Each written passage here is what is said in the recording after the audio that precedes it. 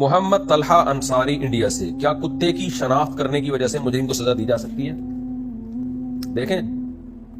جرم کس نوعیت کا ہے، اگر حدود اور قصاص سے اس کا تعلق ہے تو حدود اور قصاص یہ تو شبہ سے ساقط ہو جاتے ہیں، اس میں کتا نہیں، باقاعدہ انسان ہونے چاہیے جو گواہی دے۔ ہاں کتا جو ہے وہ گواہوں کی گواہی کو پرکھنے کا ذریعہ ہو سکتا ہے، یعنی اس کو جیسے ویڈیو کے ذریعے گواہی ثابت نہیں ہوتی، ویڈیو آپ نے کوئی ویڈیو ریکارڈنگ دکھا دی، البتہ گواہوں کی بات کی تصدیق کے لیے ویڈیو چلائی جا سکتی ہے۔ تو اسی طرح کتے سے جرم مجرم کو پکڑا تو جا سکتا ہے، اس سے اگلوانے کے لیے بھی کتے کا سہارا لیا جا سکتا ہے، لیکن حدود اور قصاص اور ان جیسے جرائم میں کتے کی گواہی معتبر نہیں ہے۔ تو کتا استعمال کریں لیکن جو مجرم کو پکڑیں تو پھر اس سے اگلوائیں، کراس کویشچن کریں جس سے پتا چلے کہ یہ خود اعتراف کر لے یا یہ کہ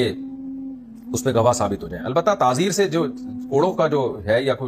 جو تعزیری سزائیں ہیں ان میں اگر جج کو یہ لگتا ہے کہ یہ یعنی کتے سے اس نے مدد لی اور کراس کویشچن کے ذریعے جج کو 100% یقین ہو گیا کہ یہ بندہ اس نے یہ جرم کیا ہے تو پھر وہ تعزیری قانون اس پہ جاری کر سکتا ہے۔ تو خلاصہ کلام کا یہ نکلا کہ میں زیادہ ڈیپ میں نہیں جا رہا، جرم کی نوعیت دیکھی جائے گی، قصاص میں یا حدود میں تو کتے کا کوئی اعتبار نہیں ہے، اس میں تو گواہوں کا ہونا ضروری ہے۔ اس کے علاوہ جو جرائم ہے ان میں اگر یقینی قرائن سے پتا چل جائے کہ یہ بندہ مجرم ہے تو وہ قرینہ کتا بھی ہو سکتا ہے، کچھ اور بھی، لیکن صرف کتا کافی نہیں ہے، جج کو جو 100% یقین ہو جائے کہ یہ واقعی اس سے یہ جرم ثابت ہے اتنے واضح قرائن سے، تو تعزیر جاری کی جا سکتی ہے۔